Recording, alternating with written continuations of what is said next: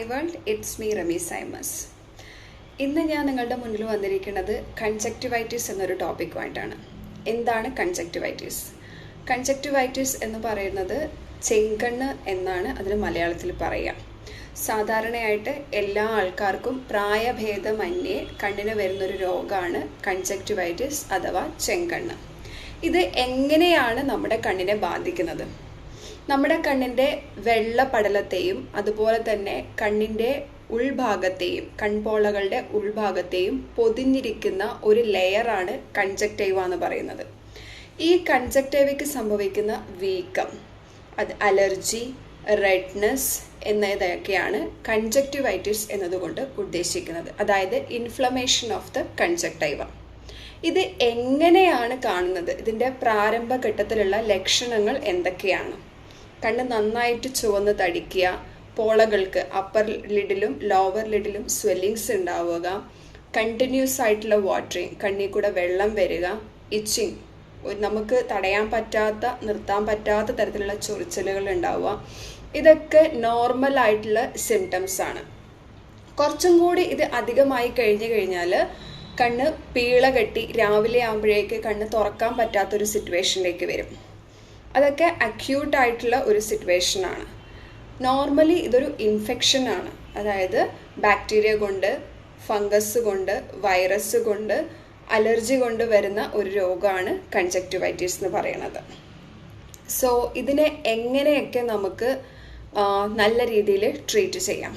Normally നമ്മുടെ നാടുകളിലൊക്കെ കണ്ടുവരുന്നതാണ് conjunctivitis അല്ലെങ്കിൽ ചെങ്കണ്ണ് ഉണ്ടായിക്കഴിഞ്ഞു കഴിഞ്ഞാൽ ഒരാളിൽ നിന്ന് മറ്റൊരാളിലേക്ക് വളരെ പെട്ടെന്ന് പകരും. അതുകൊണ്ട് അവരെ നോക്കാൻ പാടില്ല, അവരുടെ കണ്ണിലേക്ക് നോക്കാൻ പാടില്ല, ആ വീട്ടിലേക്ക് പോകാൻ പാടില്ല എന്നിങ്ങനെയുള്ള ഒരുപാട് കാര്യങ്ങൾ. ഒരാളെ നോക്കിയത് കൊണ്ടോ, അതായത് കൺജക്റ്റിവൈറ്റിസ് ഉള്ള ഒരു പേഷ്യന്റിനെ നമ്മൾ നേരെ നിന്ന് സംസാരിച്ചത് കൊണ്ടോ അല്ലെങ്കിൽ അവരുടെ കണ്ണിലേക്ക് നോക്കിയത് കൊണ്ടോ ഒരിക്കലും ഈ രോഗം പകരില്ല. പിന്നെ ഇത് എങ്ങനെയാണ് പടരുന്നത്? ആ രോഗി ഉപയോഗിച്ച ടവൽ, സോപ്പ്, ഈ വക സാധനങ്ങൾ നമ്മളും ഉപയോഗിച്ച് കഴിഞ്ഞാൽ അതിലൂടെ ഈ കൺജക്റ്റിവൈറ്റിസ് പകരും. പിന്നെ അവരോട് അടുത്തിടപഴകുക, അതായത് അവർക്ക് ഷേക്ക് ഹാൻഡ് കൊടുക്കുക, അവരുടെ കൂടെ ഇരിക്കുക, അവരെ ഹഗ് ചെയ്യുക, അങ്ങനെയൊക്കെ ചെയ്യുന്ന സമയത്ത് നോർമലി നമ്മുടെ ലൈഫിൽ നമ്മളൊരു മിനിമം ഒരു 10 times എങ്കിലും ഡെയിലി നമ്മൾ കണ്ണിൽ ടച്ച് ചെയ്യും. അപ്പം ഈ പേഷ്യൻസ് ചിലപ്പം അവരുടെ കണ്ണിൽ ടച്ച് ചെയ്തിട്ടുണ്ടാവാം. അപ്പം നമ്മൾ അവർക്ക് ഷേക്ക് ഹാൻഡ് കൊടുക്കുന്ന സമയത്ത് അവരുടെ കൈകളിലുള്ള വൈറസ് അല്ലെങ്കിൽ ബാക്ടീരിയ നമ്മുടെ കൈകളിലേക്ക് പകരുകയും നമുക്കിത് ഓർമ്മയുണ്ടാവില്ല. ഓർമ്മയില്ലാതെ ബൈ മിസ്റ്റേക്ക് നമ്മുടെ കണ്ണിലേക്ക് ടച്ച് ചെയ്യുന്ന സമയത്ത് അങ്ങനെയാണ് ഇത് പകരുന്നത്. അല്ലാതെ ഒരാളെ നോക്കിയത് കൊണ്ടോ അവരുടെ കണ്ണിൽ നോക്കി സംസാരിച്ചത് കൊണ്ടോ ഒന്നും ഈ കൺജക്റ്റിവൈറ്റിസ് പകരുന്നതല്ല. നേരിട്ടുള്ള സമ്പർക്കത്തിലൂടെ അല്ലെങ്കിൽ അവർ ഉപയോഗിക്കുന്ന വസ്തുക്കൾ നമ്മൾ ഉപയോഗിച്ച് കഴിയുമ്പോഴൊക്കെയാണ് കൺജക്റ്റിവൈറ്റിസ് അഥവാ ചെങ്കണ്ണ് എന്നുള്ള രോഗം നമുക്കും കൂടെ പിടിക്കുന്നത്. ഇതിനെ എങ്ങനെയൊക്കെ നമുക്ക് തടയാം? ഏതൊക്കെ ട്രീറ്റ്മെൻറ്റ് അതിന് കൊടുക്കാം? നോർമലി ആൻറ്റിബയോട്ടിക് ഡ്രോപ്സ്, പെട്ടെന്ന് തന്നെ നമ്മൾ ഡ്രോപ്സ് സ്റ്റാർട്ട് ചെയ്യാം. സാധാരണ നാട്ടുമരുന്നുകൾ കഴിവതും ഒഴിവാക്കുക. കാരണം അതൊക്കെ ഇൻഫെക്ഷൻ ചാൻസസ് കൂടാനുള്ളതാണ്. അല്ലാതെ ഒരിക്കലും ചില പേഷ്യൻസ് എൻ്റെ മുന്നിൽ വരുമ്പം എത്ര ദിവസമായി? 3-4 ദിവസമായി, മിനിമം ഒരു 2-3 ദിവസമായിട്ടുണ്ടാകും. കാരണം അവർക്ക് പറ്റാവുന്ന പരമാവധി ട്രീറ്റ്മെൻറ്റ്, അതായത് വീട്ടിലുള്ള ഹോം റെമഡീസ് ഒക്കെ ചെയ്തതിന് ശേഷം ഇത് പോവില്ല എന്ന് കണ്ടതിന് ശേഷമാണ് നമ്മുടെ മുന്നിലേക്ക് പേഷ്യൻസ് വരിക. അപ്പോഴേക്കും ഇത് നന്നായിട്ട് ഇൻഫെക്ഷൻ ആയിട്ടുണ്ടാവും. നമ്മൾ അവരോട് ചോദിക്കുകയാണ് എത്ര ദിവസമായി തുടങ്ങിയിട്ട്? 3-4 ദിവസമായി. നിങ്ങൾ എന്തെങ്കിലും ഡ്രോപ്സ് ഉപയോഗിച്ചിരുന്നോ?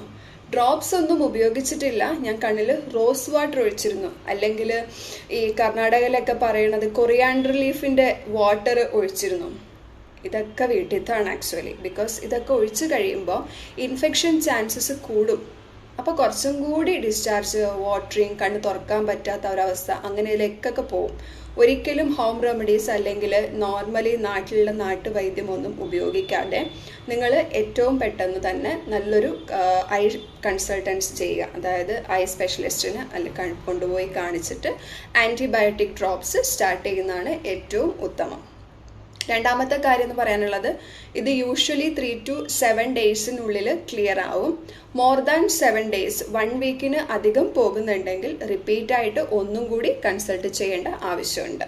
ഓക്കെ, അപ്പോൾ മറ്റൊരു വീഡിയോ ആയിട്ട് വീണ്ടും കാണാം.